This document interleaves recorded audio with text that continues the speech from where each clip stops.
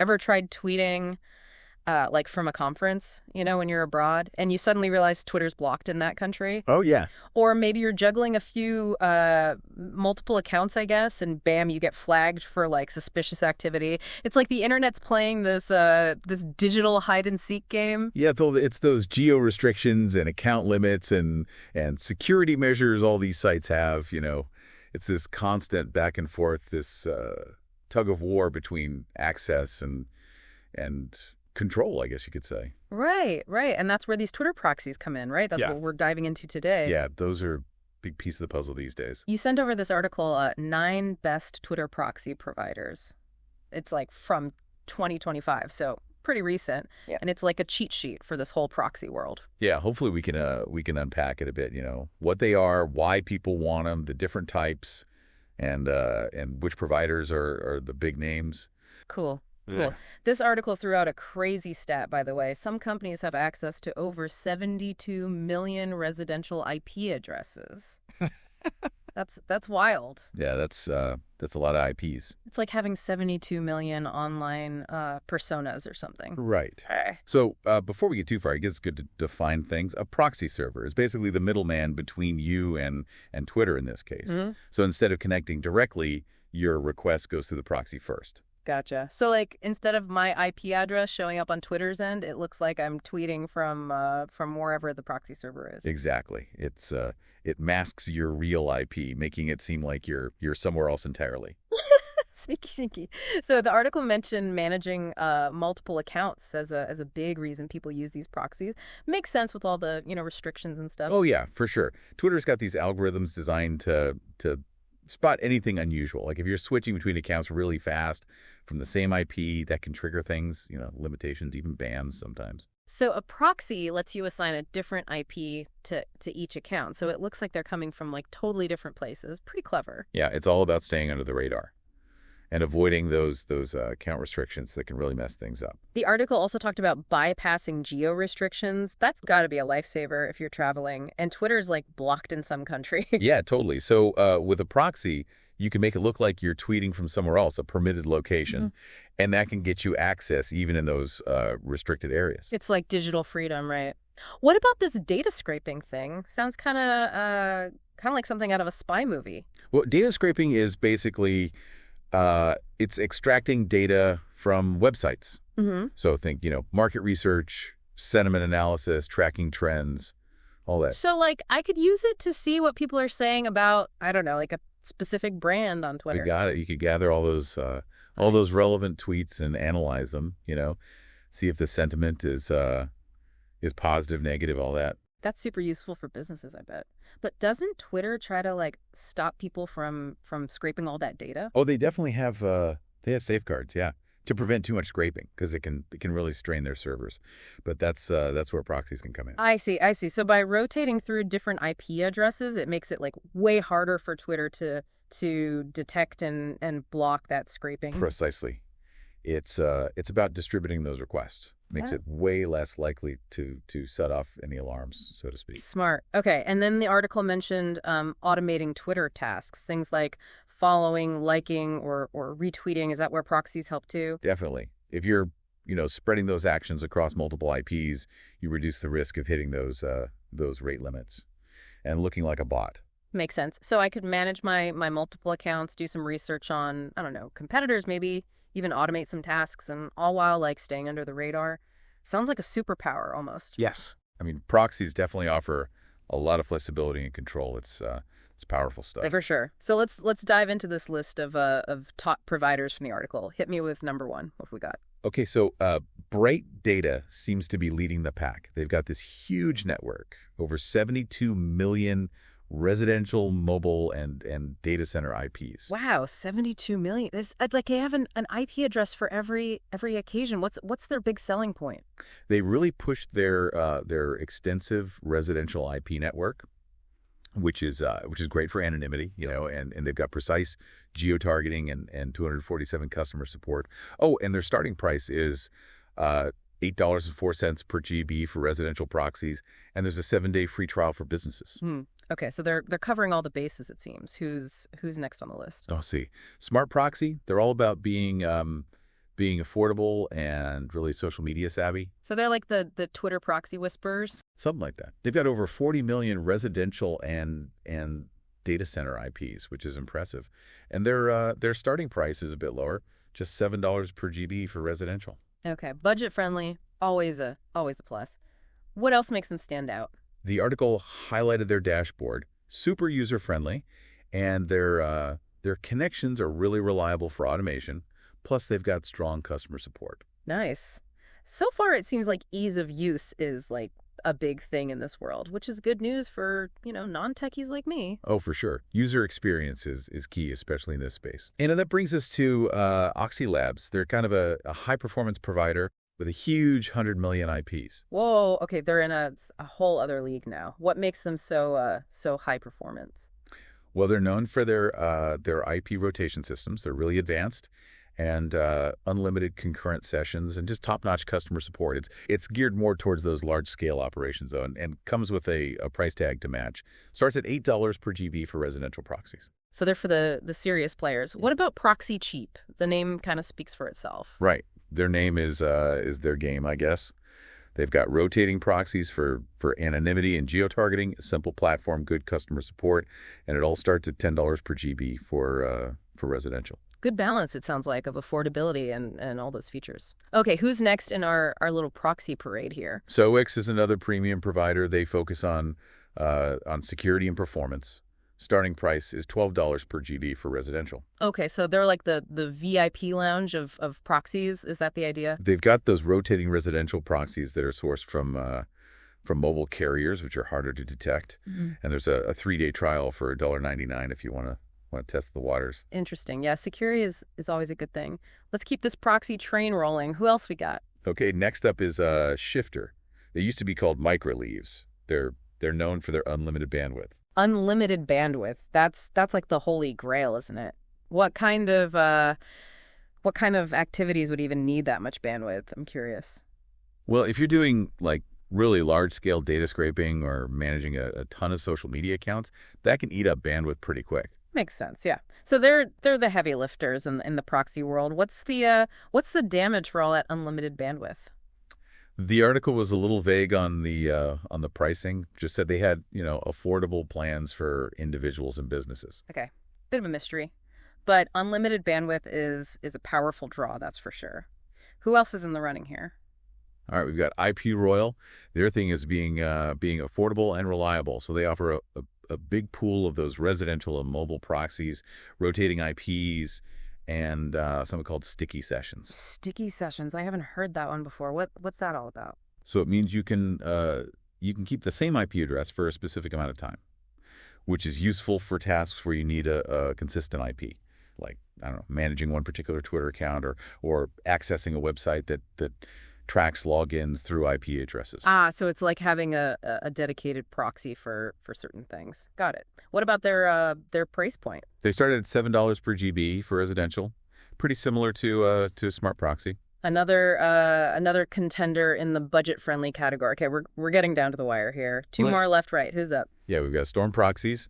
They seem to target individuals and small businesses with budget-friendly pricing and automatic IP rotation for anonymity. So it's like a set it and forget it kind of solution for people who just want something, simple. Exactly. They focus on ease of use and reliability. Their basic plan starts at $4.99 a month. Okay, so keeping it simple and affordable. I like it. All right, we've reached the final contender on our list, Private Proxy. What makes them stand out?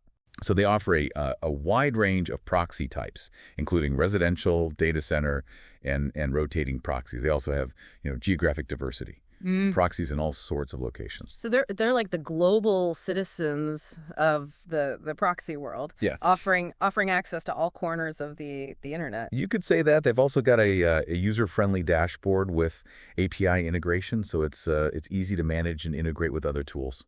Nice. That's great for people who want to automate their proxy usage. And what about the price tag for all this global access? They start at $5 per month for basic plans, so pretty affordable. One of the more affordable options we've looked at. Wow, very competitive. Okay, so we've covered a lot of ground here, explored like 9 different proxy providers, Hmm. each with their own, strengths and specialties. But I'm also kind of curious about the different types of proxies available. The article mentioned residential, mobile, and data center proxies. Yeah. What are the key differences between them? I'm still a little fuzzy on that. That's a great question. Choosing the right type is really crucial for getting what you need done. So let's break down those categories. Yeah, for sure. It's important to understand those different proxy types. It's about, finding the right tool for the job, just like anything else. So, residential proxies. Let's start there. They use IP addresses that are assigned to real residential internet connections. Okay, so it's like I'm borrowing someone's home internet to access Twitter. Yeah, in a way, that's a good way to think about it. Those IP addresses look like, they belong to regular users, so they're harder for Twitter to detect and block compared to other So types. they're blending in with the crowd basically. Gotcha. What about these mobile proxies? Are they similar? So mobile proxies, they also use real IP addresses, but they're for mobile networks instead of those home internet providers. So it's like I'm using someone's smartphone data connection to get on Twitter. Is that the idea? Exactly. And because those mobile IPs are, constantly changing if people move around, they offer even more anonymity. Like a digital nomad, always on the move. I like it. Okay, what about data center proxies? Where do those fit into all this? So data center proxies, their IP addresses come from, well, data centers. Yeah. Makes sense, right? They're usually faster and more affordable than those those residential or mobile proxies. So they're all about speed and efficiency, but maybe not as stealthy. Yeah, that's the trade-off. They're easier for Twitter to identify and potentially block because they don't look like regular user traffic. Got it. So it's a balancing act between speed and anonymity. How do you know which type is right for you? Well, the article it outlined a few key things to think about. First is, what are your goals? What are you actually trying to do with this Twitter proxy? So like if I'm trying to manage, a bunch of different accounts, I'd probably want a proxy that's really good at anonymity and IP rotation, right? To stay under the radar. Exactly. But if you're, I don't know, maybe doing some market research or something, then speed and affordability might be more important than staying, completely anonymous. Yeah, that makes sense. If I'm not, trying to hide my activity, I just need a quick and efficient way to gather data. Yeah. And budget's always a factor, I'm guessing. Oh, absolutely. Residential and mobile proxies they tend to be more expensive than those data center proxies. Right. So you've got to, weigh the benefits against how much you're willing to spend. Right, right. The article also mentioned rotating proxies. Can you remind me how those work? Yeah, so rotating proxies, they automatically change your IP address at set intervals, maybe after a certain amount of time or a certain number of requests. Like a digital chameleon, always changing its appearance. Why is that helpful? It makes it way harder for websites to track what you're doing. So it's great for things where anonymity is really important, like large scale data scraping or managing a ton of accounts. Okay, so we've got residential, mobile data center, and these rotating proxies, each with their own strengths and weaknesses, I guess. That's it. And Yeah. and picking the right one just comes down to, your goals, your budget, and how much anonymity you really need. I think I'm starting to wrap my head around this whole proxy world. It's definitely more nuanced than I initially thought. So now that we've got a handle on the types of proxies and how to choose the right one, what about the providers themselves? What are some of the things that set them apart from each other besides, the basic stuff like price and the types of proxies they offer? That's a great question. There's definitely some other factors to think about when you're choosing a provider beyond just the basics. Okay, let's break it down. What should people be looking for beyond just those basic things? One thing that's really important is the size and the quality of their IP pool. Yeah. Like we saw, some providers have millions of IP addresses, while others have tens of millions. Right, like Bright Data had over 72 million, if I remember correctly, and Smart Proxy had 40 million, which is still a ton. But does a larger pool always mean like better service? Not necessarily. It's also important to think about the quality of those IPs and how diverse they are. Hmm. Are they ethically sourced? Are they spread out across different locations? So it's not just about quantity, it's about the quality and the diversity of those IPs. That makes sense. What else should we be looking at? Location's another big one. Some providers, they have servers in specific countries or regions, Hmm. which can be helpful if you're, trying to get around those geo restrictions or if you want to target a specific market. So if I wanted to access content that's only available in, I don't know, say the UK, I would need a provider that has servers in the UK. Is that right? Exactly. And if you're doing, like market research, having access to IPs from different countries can be really helpful for gathering, more representative data. Location, location, location. It's definitely key in the proxy game. What about things like speed and reliability? Are those important factors too? Oh, absolutely. You want a provider that has fast servers, and that's reliable, especially if you're doing anything where time is a factor, like if you're scraping data or managing lots of accounts. Lag is the enemy. Yeah. Are there any tools or features that can help you, sort of assess a provider's speed and reliability, or is it kind of just, a guessing game? A lot of providers, they offer the speed tests or free trials, Mhm. so you can actually test out their servers before you commit to a plan. So you can take it for a test drive, so to speak. That's smart. What about customer support? Is that something to consider? Yeah, definitely. If you run into problems, you're going to want a provider that's responsive and helpful. So look for providers with 24/7 support and good reviews online. Because nothing's worse than running into some technical issue and having nobody to turn to, right? Exactly. And finally, don't forget about security features. You want to make sure the provider you choose, they offer, encryption and other security measures to keep your data safe. Makes sense. If we're using proxies to improve our online privacy, we want to make sure our data is safe with the provider themselves, right? So to recap, when we're choosing a proxy provider, we need to look beyond those basics and think about things like the size and the quality of their IP pool, location, speed, reliability, customer support, and security features. You got it. It's all about, finding that sweet spot, the right balance of features and price that fits what you need. Okay, I think this is all starting to click for me, but I'm curious about, what's next? What's the future hold for these Twitter proxies? What trends are you seeing emerge in this whole space? It's like we've uncovered this whole like hidden layer of the internet. But with all this talk about advancements and potential misuse, where does that leave like the average Twitter user, the person just, scrolling through their feed? Yeah, that's a really good question. I think as this proxy technology gets more and more sophisticated, it's really important for everyday users to stay informed about how it's changing. So it's not just about like knowing whether or not I should use a proxy, but also like understanding how their growing use is kind of changing the whole landscape. Okay, so thinking back on everything we've talked about, what are some like key takeaways for our listener today? The person who's, maybe just starting to learn about all this. I think one of the biggest takeaways is that Twitter proxies are becoming more sophisticated and more specialized, which means users have more choices, which is great. Yeah. But it also means it's even more important to pick the right proxy for what you're trying to do. Right. It's like picking the right tool from a toolbox, right? You wouldn't use a hammer to try to screw in a light bulb. Exactly. Yeah. And like we were talking about, choosing the wrong proxy can not only be ineffective, but it could also it could put your data at risk or even get you in trouble with Twitter. So do your research, figure out what you need, and pick a proxy that actually aligns with those goals.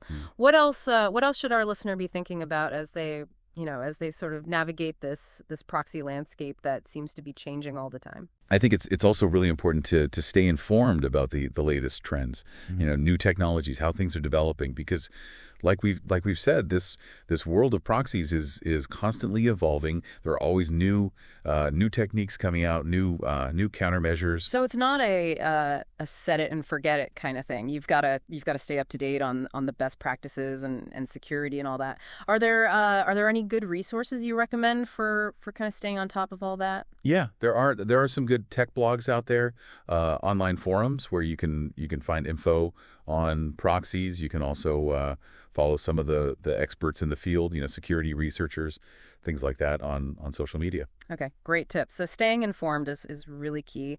Anything else our listeners should be thinking about as they kind of start to explore all this? I think just one final thought to leave you with. Remember that these Twitter proxies, just like any technology, they're tools. Yeah. And they can be used for good or for bad. So it all comes back to that idea of responsible use, right? Yeah. We need to be mindful of the potential impact of what we do, even if it feels like we're anonymous online. Exactly. Just because you're using a proxy, Yeah. it doesn't mean that you're invisible, or that you don't have to think about the ethical side of things. It's a good reminder that that responsibility kind of goes hand in hand with any technology that gives you, more power or more anonymity online. I think we've given our listener a lot to chew on today. Definitely.